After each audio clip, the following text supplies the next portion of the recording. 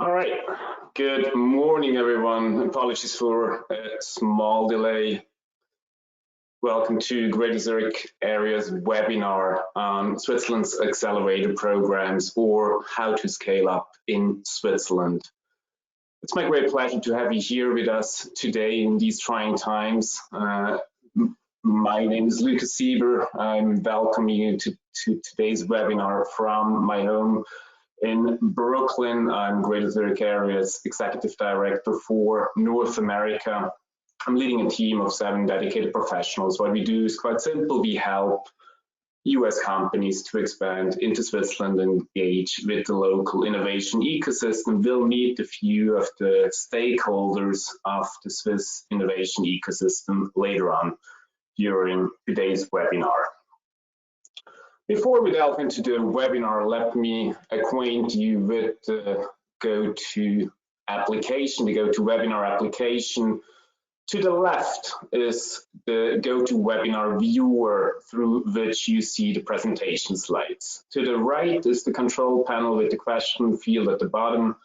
And we would like to have this webinar as interactive as possible. We have a question panel to the right. Please use it if you have questions for us, if you have questions for our guests and speakers. Please don't hesitate and add your questions to the fields to the right. We'll make sure to pass those questions along to our speakers and tackle them at the very end of the webinar. We will also add some polls to the webinar. More about that later on. The webinar will be recorded. You will receive a link within the next 24 hours. We will also YouTube the webinar, so you can also access the content in the future through YouTube. Before I kick off the content, let me briefly introduce the Greater Zurich area and what's going on in Switzerland in terms of innovation and startups. We are still fighting some technical glitches here. Happy to have my colleagues in Switzerland working on that. So, Switzerland has become a highly attractive country for startups. Thanks to its excellent infrastructure, liberal culture, and good governance, it offers a very, very fertile ground for entrepreneurship. The startup landscape is embedded into a broader ecosystem for innovation and entrepreneurship. What you see here is a map compiled by our friends at Digital Switzerland and SIGTIC, the Swiss ICT Investors Club, and it basically shows you all the ecosystems player, all the little helpers in the background that enable startups and spin-offs and young companies in Switzerland to prosper and grow. The map you see here is updated on a monthly basis, and you can download it on the websites of SIGTIC and Digital Switzerland. Well, good news for Switzerland. So while Switzerland traditionally was not at the forefront of startup activity in Europe, in the last 3 years, Switzerland managed to get one of the top spots when it comes to investment into growth rounds in Europe. On the total scale, Switzerland is on the 5th position, looking at the years 2016 to 2018. However, looking at the per capita investment into startups, Switzerland is on the 2nd place with an investment of roughly 150 euros per resident of Switzerland into startups. The numbers we took from a report by Tech EU and Streamlabs.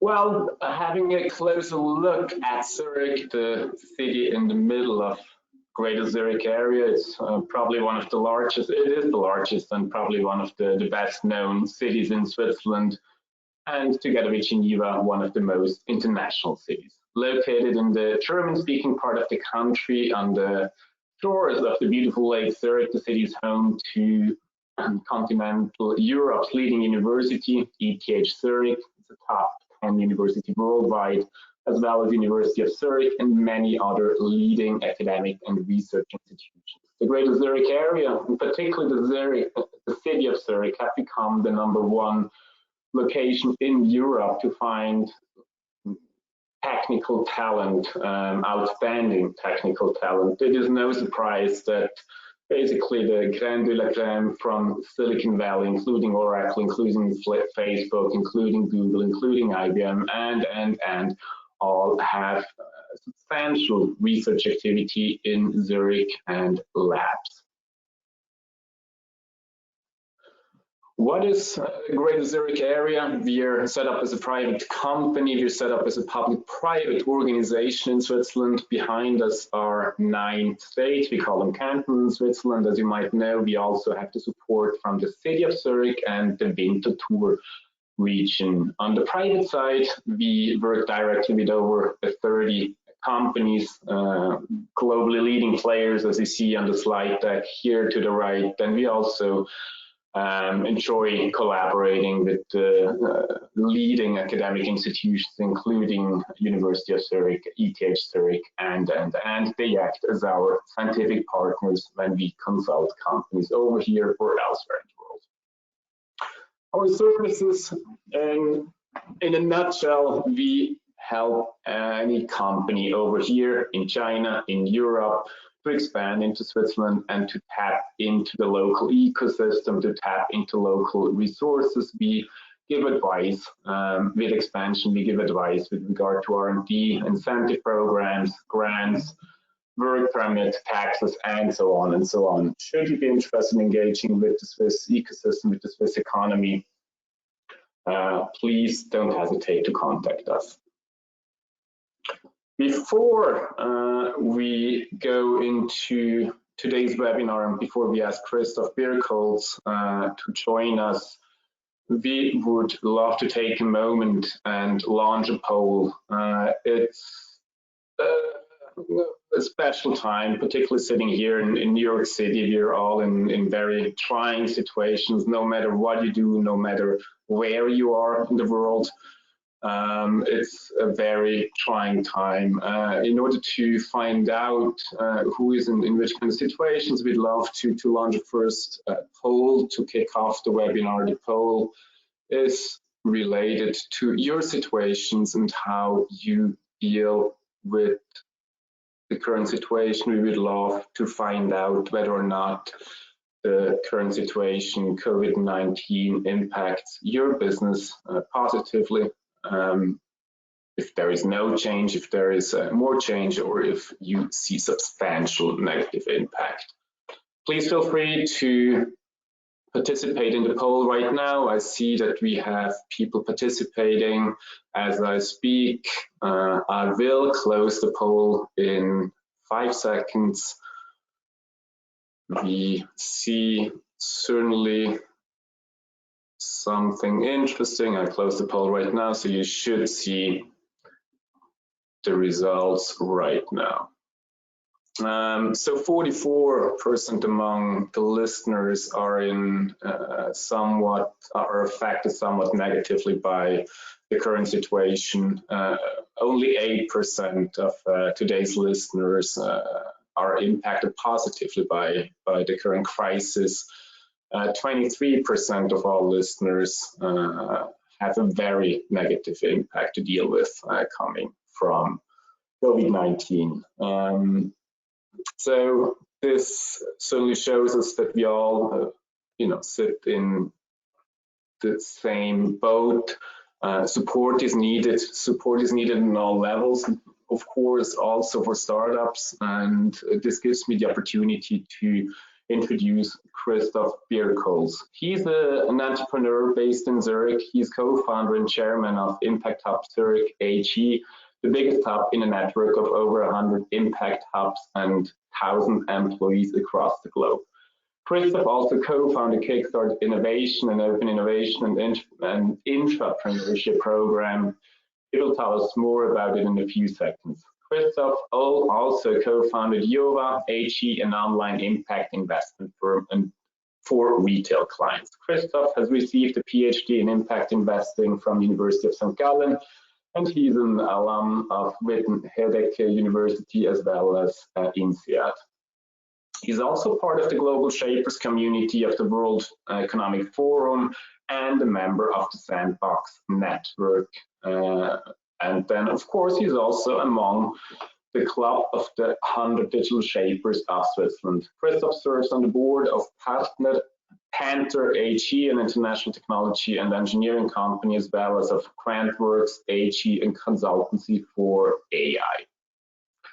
Well, Christoph, while we could talk about so many different things with you, today we would love to focus on your activities as one of the key players in Switzerland's ecosystem, in Switzerland acceleration ecosystem. And while I make you a presenter here, okay, I was just notified that you still can see the polls. I would love to go over to Christoph. Let me find you and make you a presenter. Here we go. All right. So, Christoph, many achievements in your life. Today, we would love to focus on Kickstart Innovation. So please tell us a little bit more about Kickstart Innovation. How did it all start? What it's all about? The floor is yours. Thank you so much, Lucas. Hello, everyone from around the world where you're listening. I'm sitting right now in Zurich, so we have beautiful sunny afternoon here. I'm going to share my screen now to give you a bit of a introduction to Kickstart. And please give me an acoustic signal if you can see the screen now. Oops.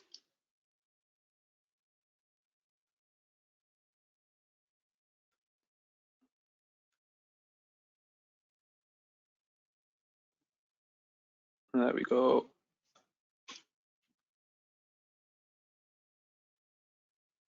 All good? You can see the screen? Well, I hope yes. Otherwise, please feel free to interrupt me. So thank you so much. Maybe, I mean, you gave a bit of a introduction to myself, where I've been involved in recent years. So overall, the last 10, 15 years or so, we have been working both in Switzerland, but also globally on different activities within startup incubation. Where is the screen now?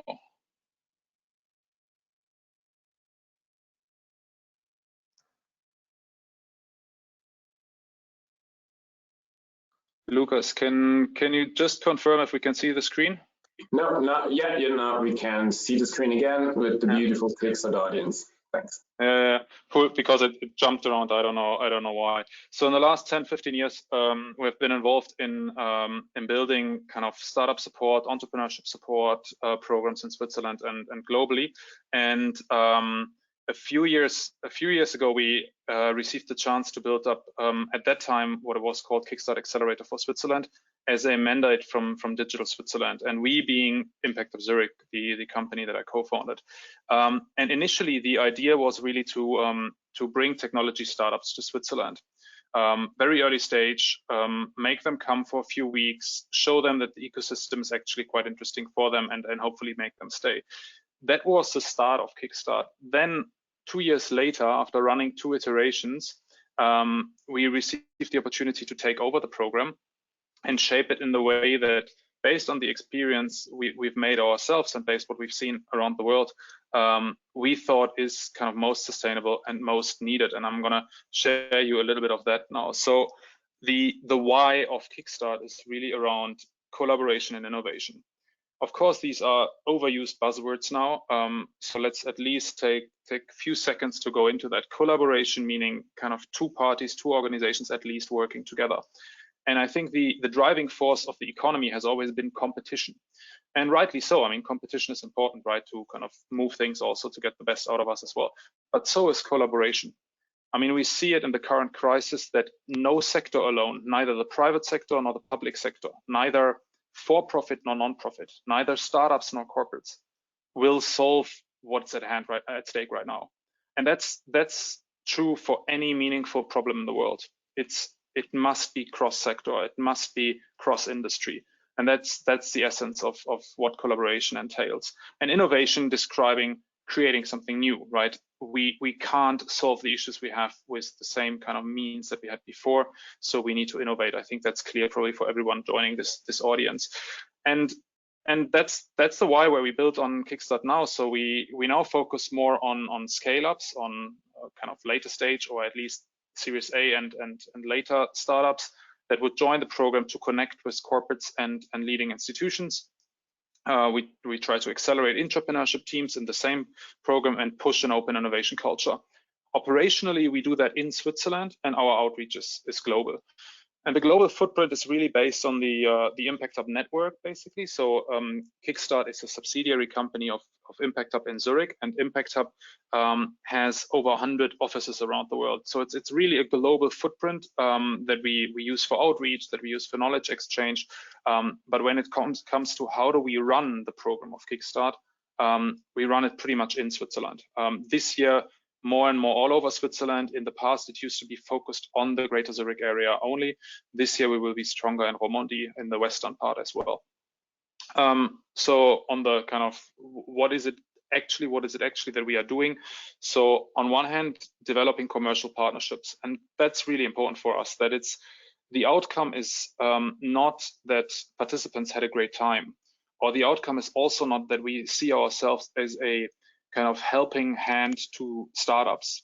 I mean, we have other programs where we've done that, but we really said, look, we want to establish commercial partnerships, business development partnerships. If you are a B2B startup or scale up, how would you normally approach the B2B market, right? You would, if you want to access Europe, or if you access Switzerland, or if you want to access Greater Zurich Area, you would probably send a business development person or come together as a CEO with a business development person, and you try to make as many contacts as possible.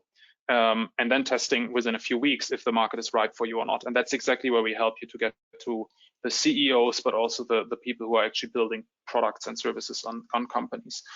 Then we're offering an accelerating track for entrepreneurship teams. That's mostly because the program is financed by corporates and large institutions, and they asked us, hey, could we also send a team from our side into the program? And then it's less about partnerships, but it's really about acceleration. And last but not least is kind of the culture of open innovation. That is more fuzzy. That's maybe less tangible in terms of outcomes, but it might be the most important of all the three.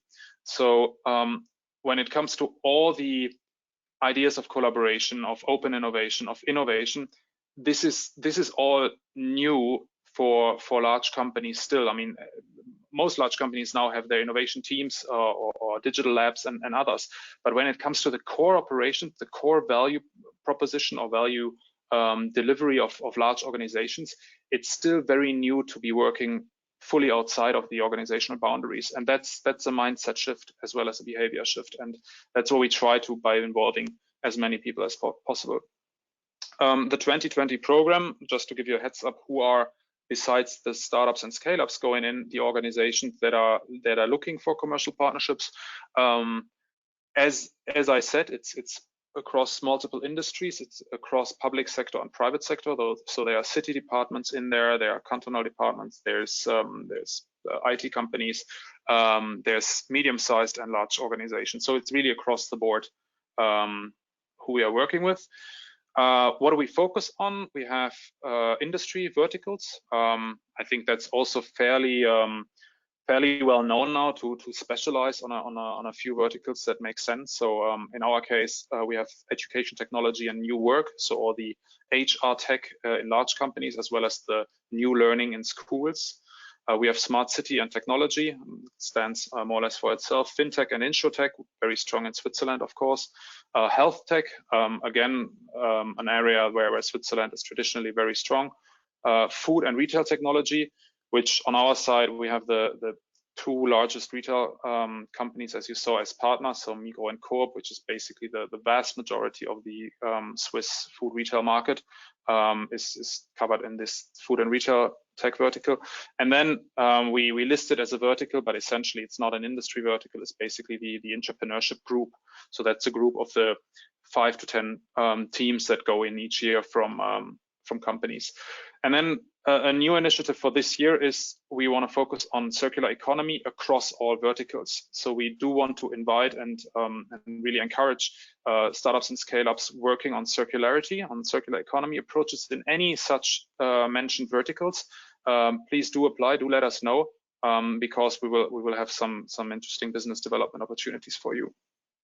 I would like to finish basically with that slide. Team is everything, because Lucas, you already mentioned the times are quite challenging right now, and to make the best out of the time right now, and due to the COVID crisis, is basically if you have an extraordinary team that basically doesn't matter if you work within one physical room or if you work remotely across the globe or so, you still have to deliver as much as possible, right? And I think that's team culture, and having the right people for that on board is really key. Yeah, we are certainly super proud, and we are super proud for doing that in Switzerland. Thank you. Thank you so much, Christoph. A few questions before we learn about the participants' view of the Kickstart Accelerator through Havel, but let's take a little bit to the situation of Kickstart Innovation in early 2020. What is the plan? How are you guys affected as of today by COVID-19? Can you launch the program 2020? If yes, the deadlines stay the same, the application stays the same? Yeah, I mean, I think like everybody, we are super affected right now. So first of all, as a team, of course, working fully remotely now, we were used to a lot of remote and home office work as well before. So that's not so much of a negative consequence, but it's an effect. We run the same deadline, the same timeline. So actually application phase is open now, and we discussed with our board and advisory board to keep basically the timeline as it is, hoping that by September we can meet physically again. Everything until then will be moved to the virtual space. So normally we would have the top 100 teams coming to Switzerland for the selection days in July. We will most likely have to do that online. But we've done it in 2016 already online, so we have a bit of experience on doing that. I prefer seeing people in blood and flesh if you have to decide between who should make it to the program. But for the planet, for the resources, and in the current situation, it's anyway the best we can do. Mm-hmm. And then maybe yeah. The application deadline is. Oh, I should have looked that up. Sorry, it runs. Kickstart-innovation.com, you will see it. I think it's about 4 to 6 weeks. So it's not immediately, but we used to have these long application phases. They got shorter and shorter. Do you see an uptick? I mean, looking at the current situation and looking at what is of interest to people, but also to corporations, do you see an uptick in health tech-related matters? Do you see an uptick in applications related to the health tech vertical compared to the other verticals, or does it not have an impact as of now? Yeah, I mean, I cannot judge from the current batch because we just opened the application window last week, and normally, as everybody knows, the final week before the deadline is when all the ones come in, or most of them. What we see is on the partner side, on the corporate side, that there's very much interest in COVID pandemic or so related challenges or innovation that we see, and we see a lot of ad hoc, let's say not within the program structure, an interest to work with us on such topics. We launched a large kind of versus virus hackathon 2 weeks ago in Switzerland and beyond, because it was an online hackathon, and there was a lot of interest in health. I mean, up to the kind of public federal health department engaging in such innovation programs. So on one side, you could think of, in the current times, innovation budgets or innovation interest gets a little bit cut, but particularly in health. And also, I think amongst those companies who are thinking a bit more long term, it's actually not so much the case. At least that's not what we saw. I think we saw one of about 30 partners or so said that they don't want to run the program this year. They would rather they have a long-term agreement. They want to run next year again. But even there, that's not decided. They were like giving us signals, but all the others stayed on board. So I think that's also encouraging to see. Very much so. Thank you so much, Chris, for sharing those insights. We'll get back to you after the next 2 presentations, and I'm sure actually I've already seen a number of questions coming in for you. So Let me now switch quickly and make myself presenter again of this webinar to introduce our next guest, which is Havel Rodriguez. We know Havel for a number of years. It's a huge pleasure to have you with us, Havel, today. Havel is the CEO and co-founder of Adjoint Inc., a Boston and London-based enterprise B2B fintech company with offices in Zurich and New York. Adjoint's flagship product, Adjoint Treasury, achieves transparency, data security, and efficiency for intercompany lending and cash management for Fortune 500 companies. The company has recently received the Best Application of DLT in Treasury 2020 award from Global Finance and two Wealth and Finance 2019 FinTech Awards, Best for Enterprise Process Control Blockchain Technology 2019 and Best of Distributed Ledger Technology Adjoint Uplink. Havel has over 20 years of experience in the finance industry, having worked at several fintech startups and at a hedge fund in Boston. Havel, this is really, really impressive, and we're extremely happy to have you with us today. Congrats on all those recent awards. You've won so many of them with Adjoint, and today we would love to focus on something you've won a few years back in 2017, I believe, or probably the selection was already a little before that. You participated in Kickstart Innovation, Kickstart Acceleration as the name was back in the days, and you participated in the program in 2017. And of course, we are eager to learn how it is to participate in one of the leading programs in Switzerland. But before we do that, of course, we would love to know more. What is Adjoint? And I will switch the moderation panel over to you so you can present from your desktop and tell us a little bit more about your company. Thank you so much. Thanks, Lucas. Yeah, it's been a pleasure knowing you, and it's been a pleasure knowing Greater Zurich Area. And actually, you guys are one of the reasons we ended up in the Kickstart Accelerator program, and we've been very fortunate to have had a very successful outcome there, which literally helped us pivot to the right product market fit, and that's what sort of helped us win these awards as well. So a little bit about Adjoint. We're focused on simplifying and transforming financial operations. Our clients are mostly Fortune 500 companies. Our team is spread across the UK and the US. I'm here based in Boston at the headquarters. Our team is mostly made up of banking and finance professionals and enterprise software professionals. So folks from Deutsche Bank are involved with us. We've also had folks from Citi and JPM involved with us as well. And we've been able to scale up very successfully thanks to some of the early partnerships that we built with the relevant ecosystem players, whether they're banks or system integrators or ERP providers. We've been fortunate that they saw the value that we bring to them and to their clients, and we were able to scale up successfully there. I guess our moat is our proprietary technology. So we've built our own enterprise distributed ledger technology with some very nifty zero knowledge proof based privacy mechanisms to enable data to be shared between one enterprise and another enterprise, or also keep data silos private within a large multinational corporate context as well. So here's a little glimpse of the product. So we call it Adjoint Treasury. It's based. It's really to help large corporates manage their cash in real time using what we call programmable cash pools. So the platform connects to banks via APIs. We take advantage of all the latest open banking trends, the need for corporates to have visibility into their cash in real time and then be able to move it around in real time is something that we're able to do using APIs.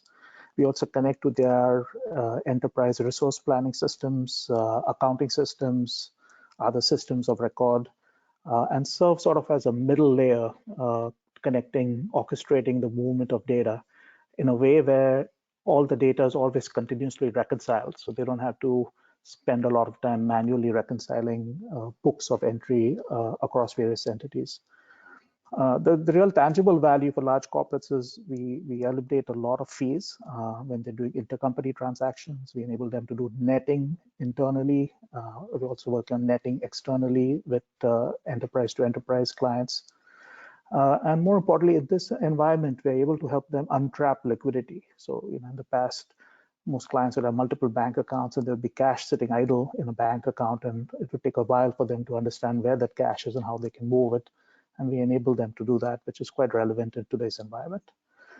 And what our clients like about us is we are sort of future-proofing them. We are giving them the infrastructure that's available today, but it's also going to unlock a lot of value for them in the future, whether it's usage of APIs, whether it's using DLT for tamper-proofing their records and keeping them auditable.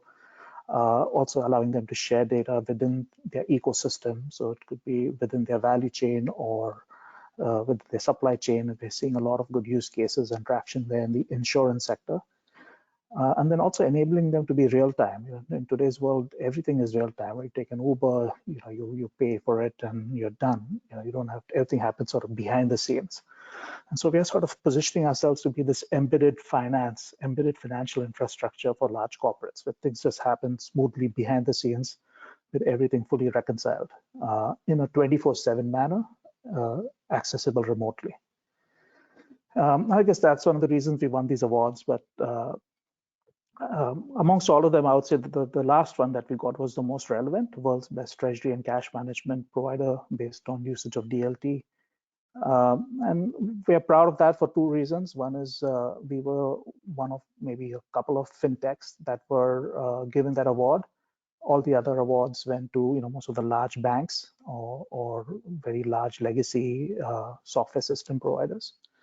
And the second reason is we were one of the youngest. So within the fintechs that won an award, we were the only one that was 3 years old, and that sort of, I guess, is a result of us being nimble and fast and being able to deliver value to our clients.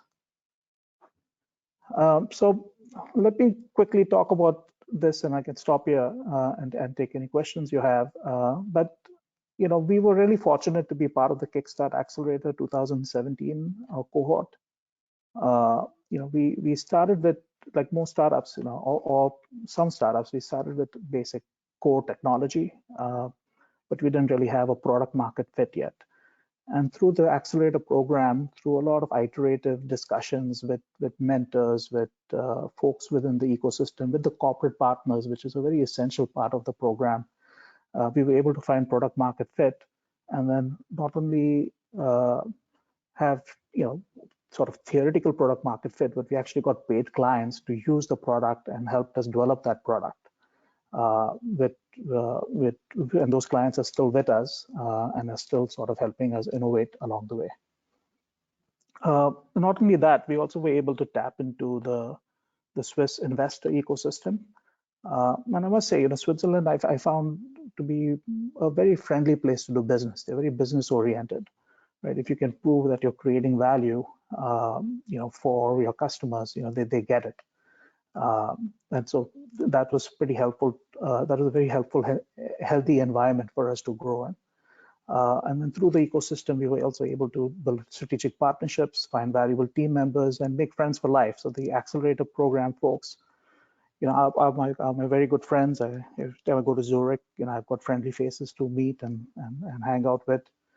Not only the organizers of the program, but also the other entrepreneurs that went through the program. It's a very unique program in the sense that it attracts global entrepreneurs. So you have entrepreneurs from, for example, South Africa, Ireland, Norway, the US, of course, India, China. So you get a very global view of what's going on in the world in innovation. So very grateful, Christoph. Thanks for doing a terrific job with running the show, and to Katka, the fintech lead there, and the other folks there. Very grateful.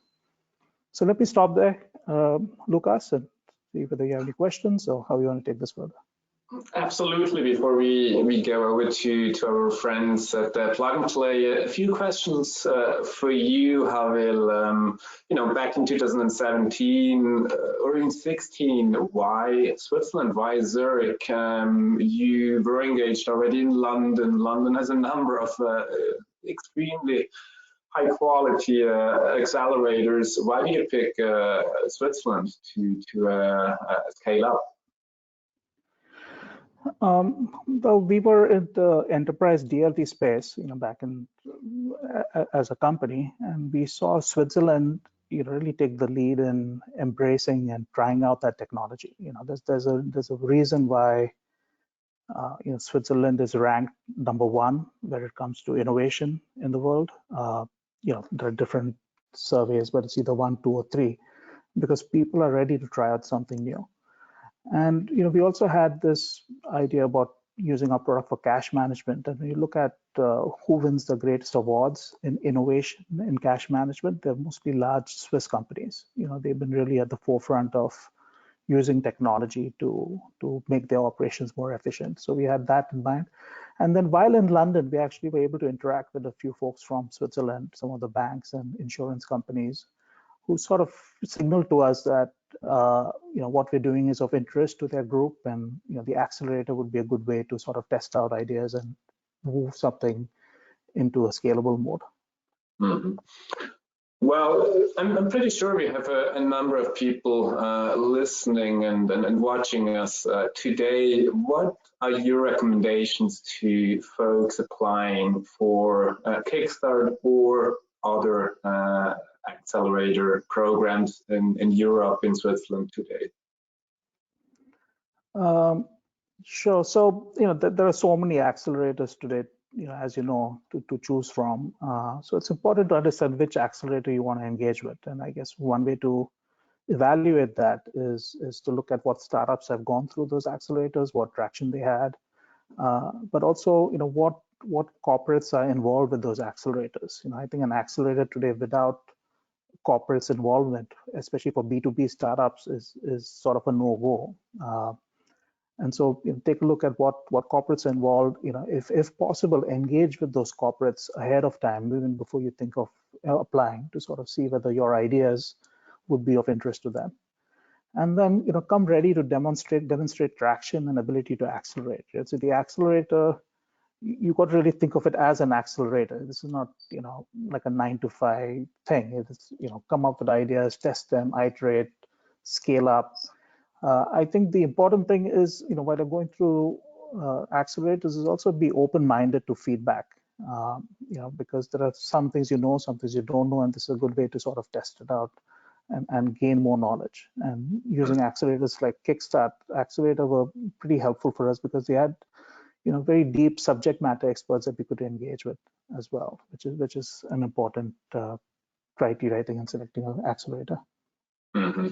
Just one quick last question. I'm asking you this question while I'm launching a poll in parallel. Looking back at 2017, when you participated in the accelerator program, what was the most useful service you were provided with? Was it access to grants, access to clients, access to investors, mentorship, legal, financial advice? What was the most benefiting experience to you? And I'm launching a poll. I'm interested to know what the audience thinks about these questions. But while I launch, please feel free to keep talking, Howard.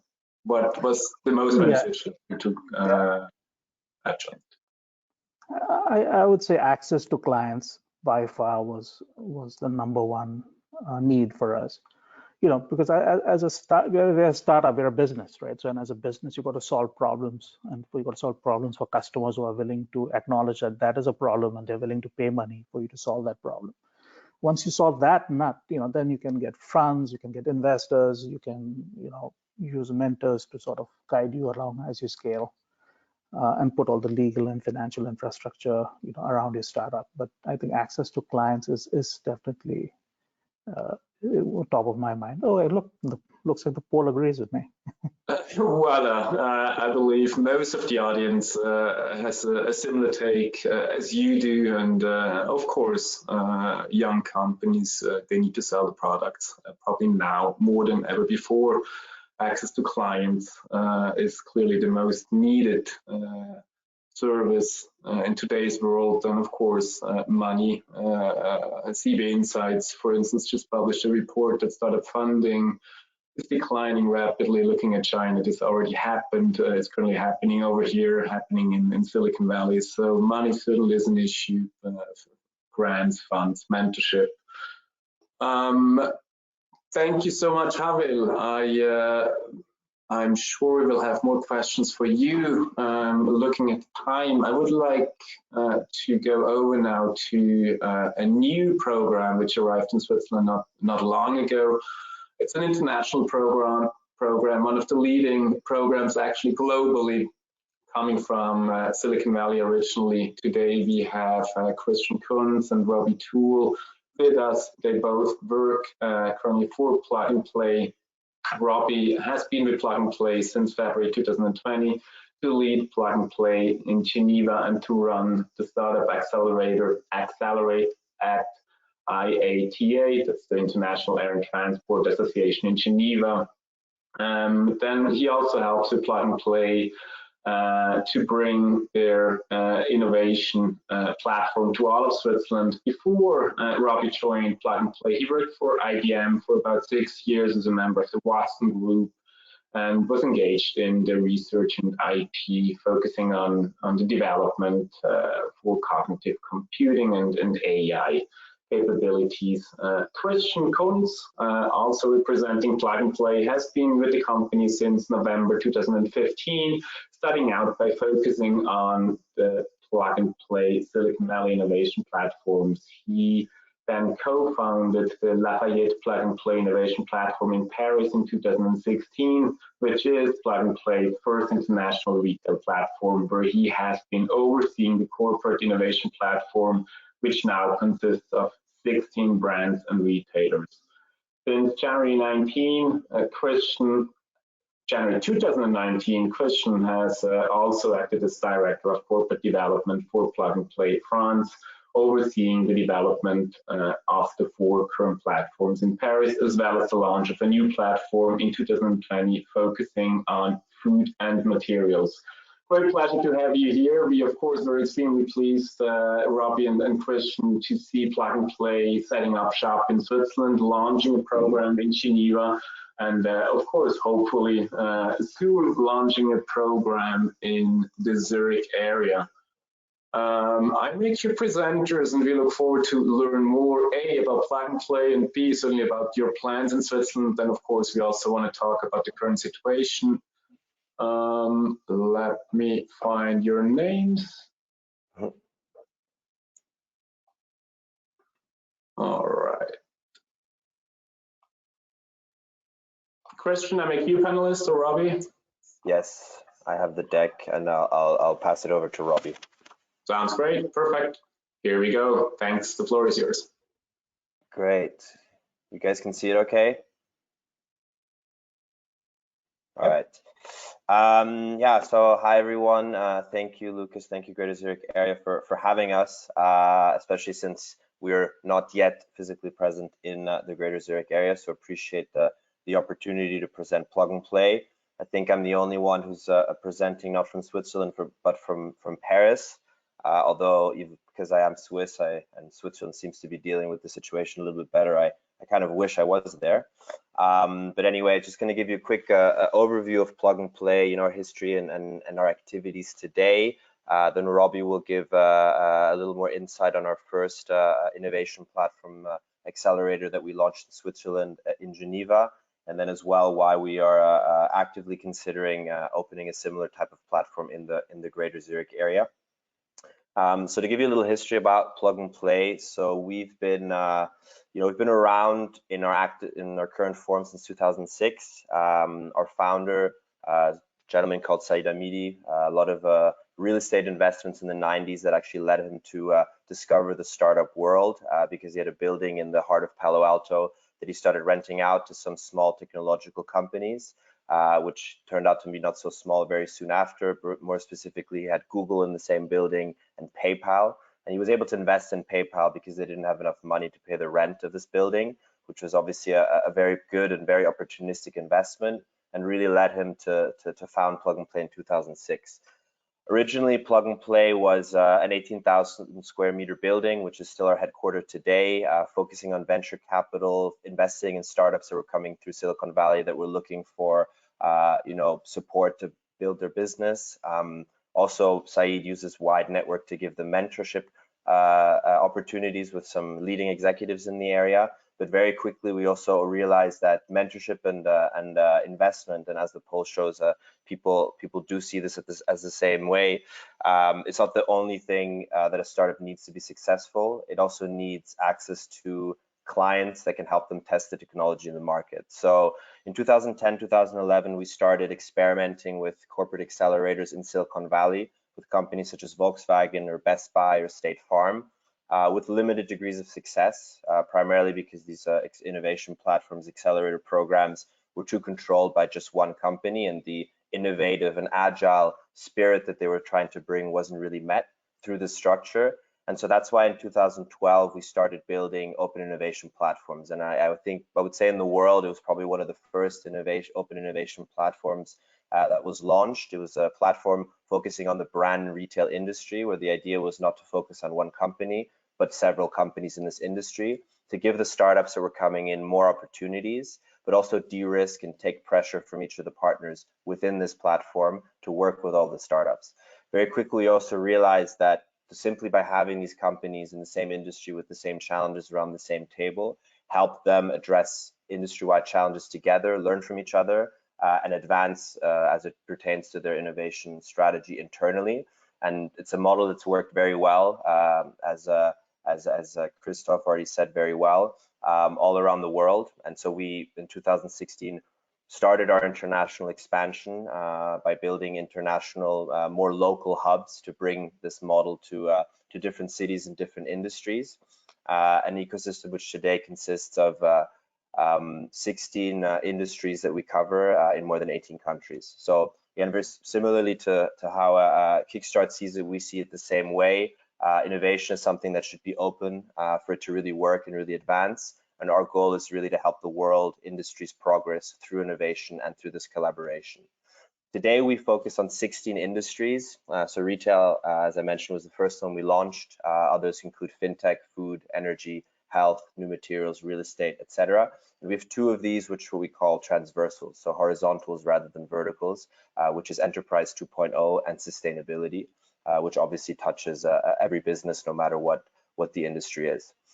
We work with over 400 corporate partners across the world. So this is just a little bit of a snapshot of some of them. Some of our largest innovation ecosystems are supply chain logistics, financial services, retail, and InsurTech. And this permits us also to have a very global and holistic view of what's happening in innovation in different industries, and how different innovations sprouting in different industries can impact the others. So one of the key elements of what we try to do is this cross-pollination. Is to say that if you're a retailer, let's say Carrefour, who we work with in France, your interest might be in retail, but they might also be in food, they might also be in supply chain, in HR tech, in Internet of Things, in new materials and packaging, sustainability. And through this breadth of activity, we can help them work on all of those challenges through the platform. This is where we are globally. So as you can see, very, very strongly focused on North America, to Europe and Asia. Our international expansion is not slowing down. We will be launching several new offices. Obviously, the most exciting one is Geneva, which we launched at the start of February, and hopefully a platform in the Greater Zurich area as well soon. This is how our ecosystem looks like today. So we have developed our own internal database, similar to Crunchbase or AngelList, that is called Playbook, which basically keeps keeps the data of all the startups that we've accelerated, analyzed for our partners over the past 4 or 5 years to understand which are the best startups in a specific technology area, in a specific industry, who they work with, what the results of that collaboration are, how much they've raised, what the team has done. And really, it's an internal platform that we use to identify the right startups for our partners and help us, go beyond just the specific vertical that we might be working on with a specific partner. And obviously, this spreads across 32 global locations in 18 countries and the 16 industries that we're active in today. How we build the ecosystem. So at the heart, of course, the corporations and startups are the heart of what we do. But we really try to make these platforms as encompassing as possible to bring in, high-level mentors and experts, regulators, the governments, universities, as well as VCs. We work with about 180 VCs across the world, and universities are very important partners of ours as well, because in a lot of countries, no so less than in Switzerland, they have a very, very strong role to play in the innovation ecosystem. So we want to be connected with them to drive the innovation forward. We have 3 core segments of activities as we separate them. So startup development, of course, our platforms and our accelerator programs are very focused on business development. That's the primary reason startups come to us. It's not for helping build a team or redefining the product necessarily. We can help with that, but it's primarily about helping them achieve in 3 months in terms of BD what they would usually achieve in 12 to 18.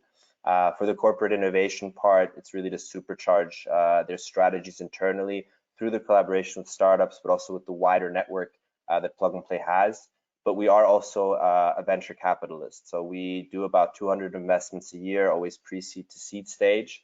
But the venture capital and the corporate innovation elements are today completely separated, because we don't see them go hand in hand with the value that our partners look for us when they work with us. Because a lot of the time, startups that are too young, that we can invest in, are too young for our partners to work with, because we focus mostly on later stage scale-ups when it comes to the corporate innovation platforms.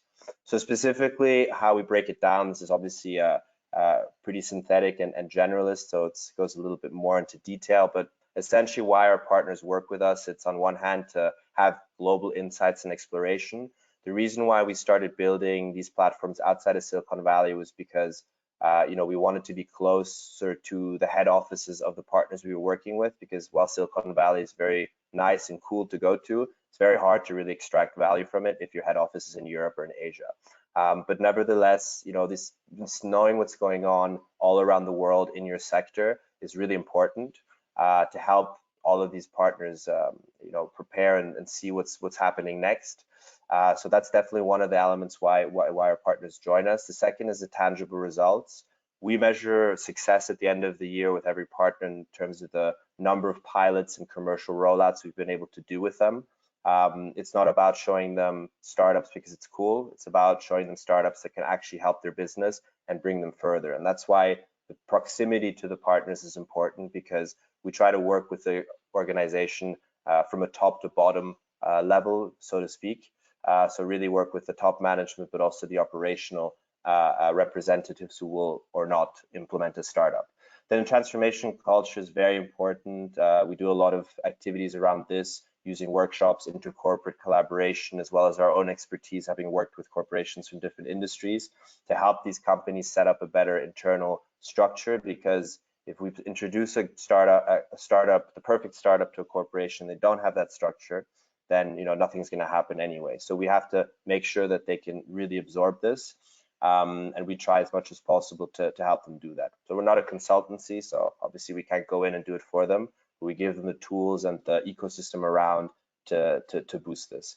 The final one is really that it's not just about startups or ecosystem, it's really about the rest of the partners, the rest of the VCs, the experts that we work with, because again, the open innovation element is really bringing all those parts together to drive these industries forward.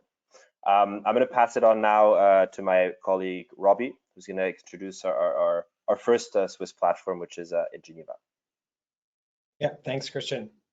So I guess I'm doing the opposite of Lucas, because I'm American, but I'm in Switzerland right now in Geneva. But I'm very excited to tell you about what we've been doing so far here. We kind of have 2 models for starting a new office. One is where we find a group of partners who all want to start some kind of industry-focused initiative that Christian will kind of talk about later. And then another is finding a partner that has an extensive reach into a particular industry, and then they have a similar vision of, as we do, of setting up a place for startups to grow and impact that industry. And so we actually went with that model when it comes to Geneva, and we found a partner in IATA. IATA is the International Air Transport Association. So if you don't know them, they're the trade association for airlines. They help set standards for airlines and help with essential business processes for airlines. And they have 290 members. So an extensive reach into the industry. Next slide, Christian.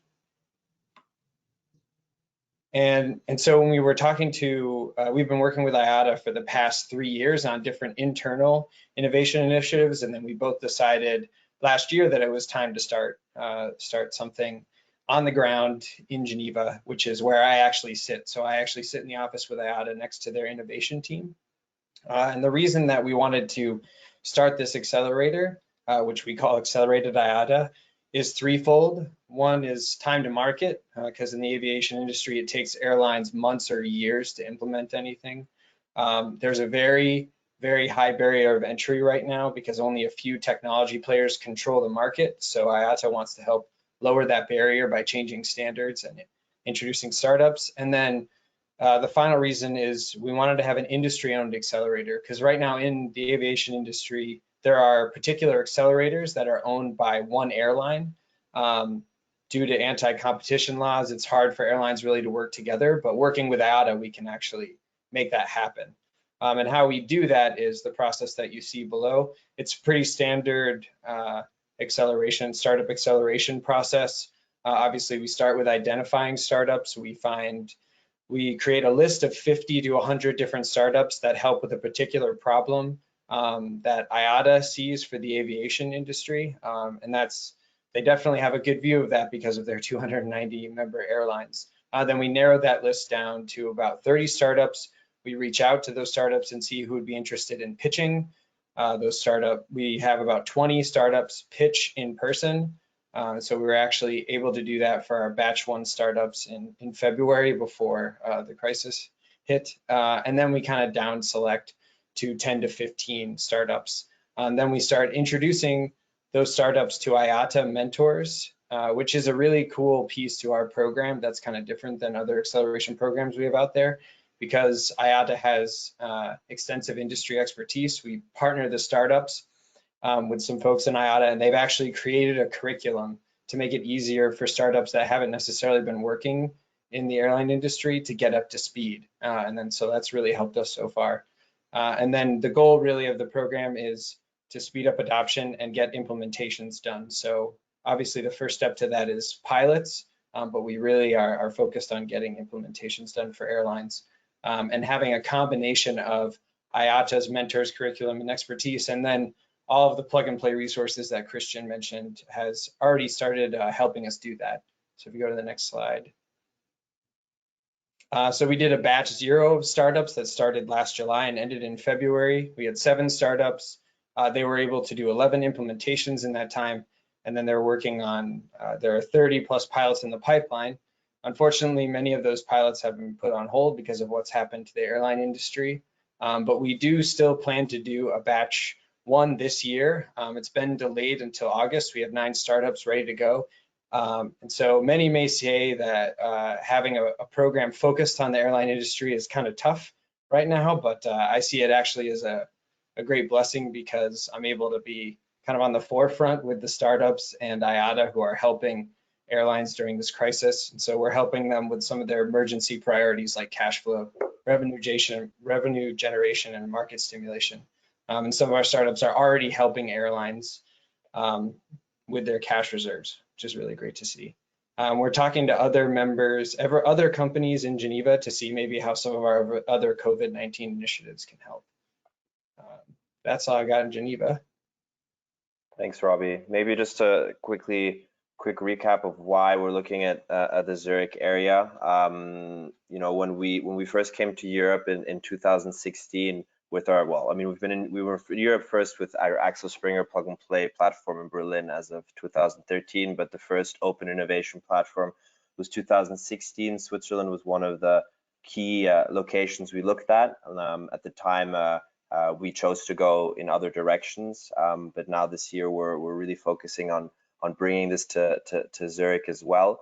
Obviously, as Robbie mentioned, we require the partners and the will for us to be there. So this is something that we are currently exploring. The reason why we look at the Greater Zurich area is because for our model to work, it's very dependent on having a strong corporate ecosystem, because that's how we can attract the best startups afterwards. And obviously, the Greater Zurich area is the heart of the economic region of Switzerland. We already have some very strong partnerships with Swiss corporations. I think in total we have 14 Swiss corporations partnering across our different verticals, some of them being Zurich Insurance, Swiss Re, Roche, or Novartis, across 6 of the verticals that we activate. So it gives us a little bit of a good way to start. The innovative DNA, as Havel mentioned, is also key to us. So it's, again, obviously one of the most innovative countries in the world. The strength of universities, research institutes, and also them being pioneers in new technologies, taking crypto as an example, is very important for us. And it helps us not only develop the platform here, but also bring those innovations potentially all around the world.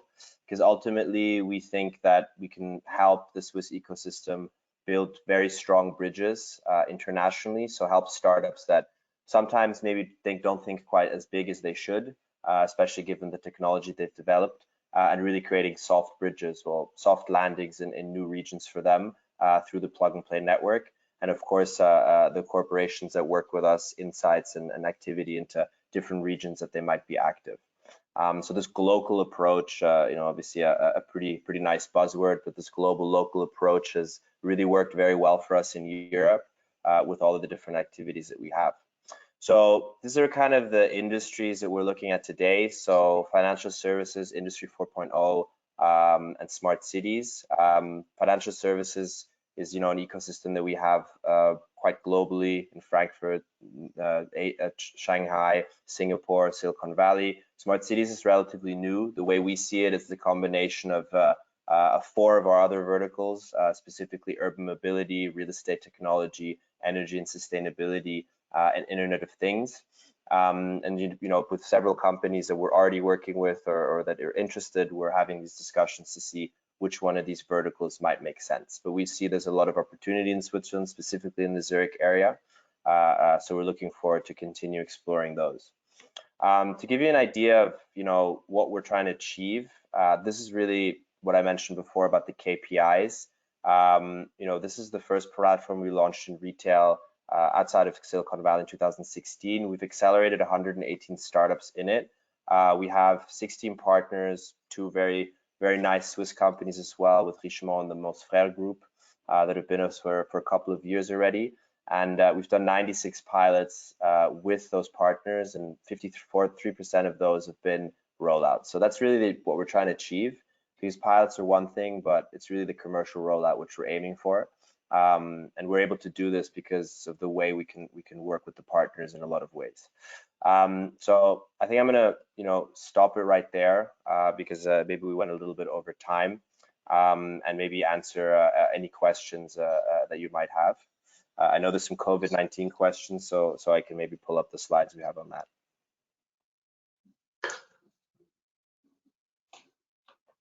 That's certainly of interest. How does plug and play respond to COVID-19? Just briefly, if you have a few words on that, that'd be great. Yeah, sure. So obviously COVID-19 hit different verticals that we operate in different ways. So of the 16, I would say the ones that are most hit right now are obviously the travel and hospitality vertical that Robbie already touched on, as well as the retail industry, which I'm obviously quite involved with. Others have thrived or had seen a lot of opportunity, such as the supply chain or health. Food retail specifically, because people still need to be fed. And so what we've done to, on one hand, allow some of these partners and give them the opportunity to talk about how they've responded is we've organized a series of webinars. I think at this point we're doing about 3 or 4 a week from different verticals and different locations, highlighting how some of the corporate partners and startups have reacted particularly well. So one of our partners, Webasto, was the first one to be hit by the COVID-19 pandemic in Germany, and their response was very lauded because it was very quick and very efficient. And so by allowing them to, giving them the platform to talk about it, we hope to help the other companies that we work with in our ecosystem learn from each other. We are building what we call kind of a COVID-19 accelerator. So it's not an accelerator in the same way as we've done it previously, but it's more about accelerating the search for technologies around these 4 core verticals that could help solve or at least soften the blow for our partners and startups. And so it's really been a great way to see how connected the ecosystem is and how we can hope to bring some sort of solution through technology. So yeah, some of the verticals. So our CEO and founder, Saida Midi, also very active within these, doing fireside chats with many of our partners to kind of, understand what the key pain points are and how they've dealt with them.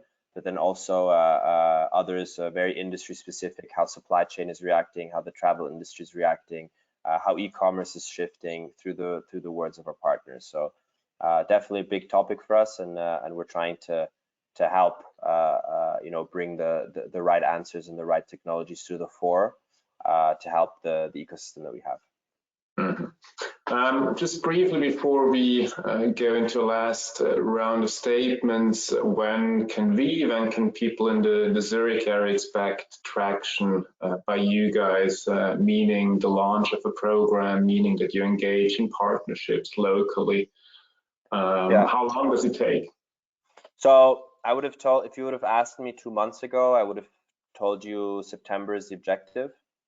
Right now it might be a little bit later. I mean, we're still, in talks with a lot of our partners, again, the partners that we're already working with, and some new ones that we've been in touch with for a while.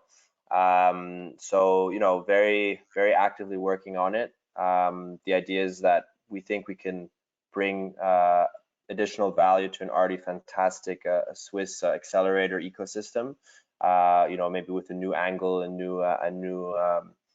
new elements that these partners can exploit. So we're still in touch with a lot of different companies and trying to see who wants to do it with us. We will not come if the Swiss corporations don't want us to come. But right now it seems like at least a couple of them do want us to be there. Thank you so much. I quickly switch the screen and make myself. And thank you again, Lucas, for the opportunity. No, thank you so much for your presentation. Thanks to Christian and Robbie. Fascinating and of course enriching to the ecosystem in Switzerland to have a plug and play there. Please count on us. Please count on the local economy. You're extremely welcome to the ecosystem, and we look forward to seeing you launch whenever it is you have the support and the backing. We received a number of questions. I think I can answer a few of those. In terms of Kickstart Innovation, the application started a few weeks ago. The application deadline, I guess that's the most important date, will be May 4. Quickly back to you, Christoph. Do you have any questions for Havel, Christian, or Robbie? I mean, most of all, thank you. First of all, it's always great to see alumni presenting Kickstart, particularly in a positive way and without briefing, at least from my side. So Havel, thanks for the authentic presentation of that. Really cool. And thanks to Robbie and Christian to give an insight on plug and play that I've not had so far, right? I mean, of course, we know each other, but I've never had a kind of full walkthrough the program. So my question is more like, how can we collaborate? Even like right now in the current COVID situation, there's so much springing up in terms of programs and tackling it. Like we started with a big hackathon, and now we are thinking about an incubation program to bring those projects into life. So maybe the current situation is really the right time to collaborate in ways that maybe in another time wouldn't have been possible. So I mean, this is both an kind of an openness as well as an ask almost. How do you guys see it? Yeah, absolutely. I mean, in general, plug and play, the way we see it is whenever we launch something in any new country or city, we try to work with everybody who's already there and has already been doing an incredible job, because we think there's room for everybody and it's not a zero-sum game, the innovation journey. So there's a lot of things to collaborate on. Even in normal times, I would have said, and I would hope.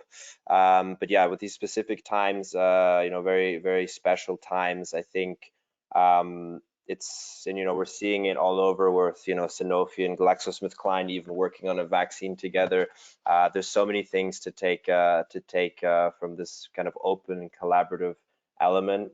We're doing, we haven't figured it out. We're not exactly sure what's going to work. We're trying our hand with these webinars and just to kind of get this information out. And obviously, if people in your ecosystem would be interested, we'd be more than happy to share those and invite them to join for any topics that are interesting for them.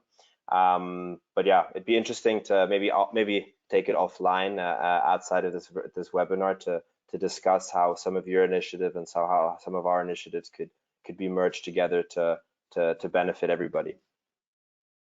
That's extremely good news. Thank you so much, Christoph and Christian. Christoph, to end, one word, what do you expect from the rest of 2020?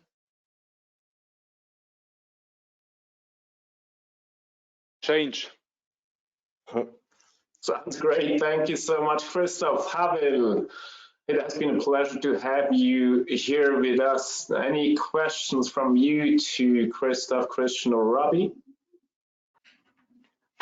I guess both of these accelerators have been around for a while.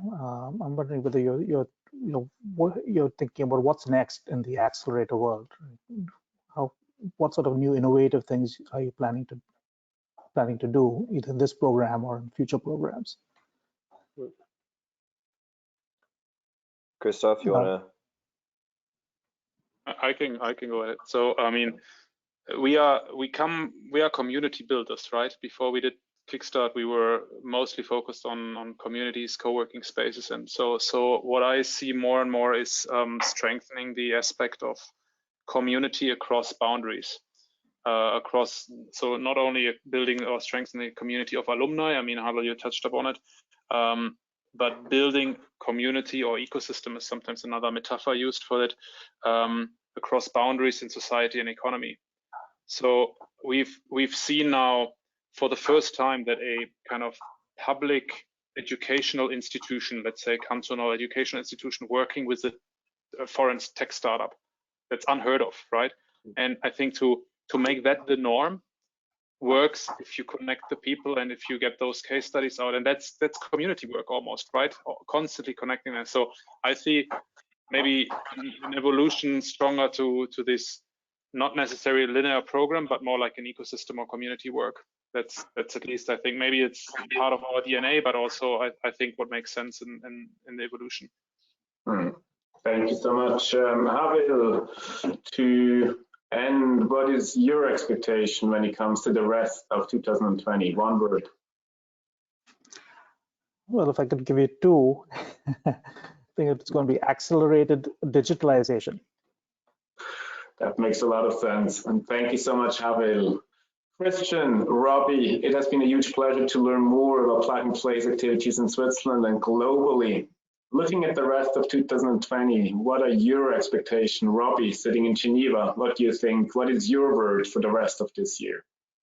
That's a good question. I mean, mine is hope, because I try to be an optimist. And I think I see that here, yeah, there are both short-term and long-term initiatives that we can take. I think that's kind of what Christoph was saying.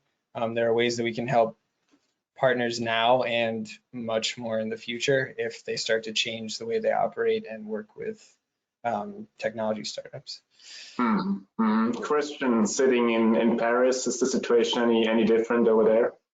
Well, I would say that the one word I would associate for this is opportunity. Obviously not maybe that's maybe a little bit optimistic, but I do think that there's a lot of things that some industries were taking a very long time to adapt.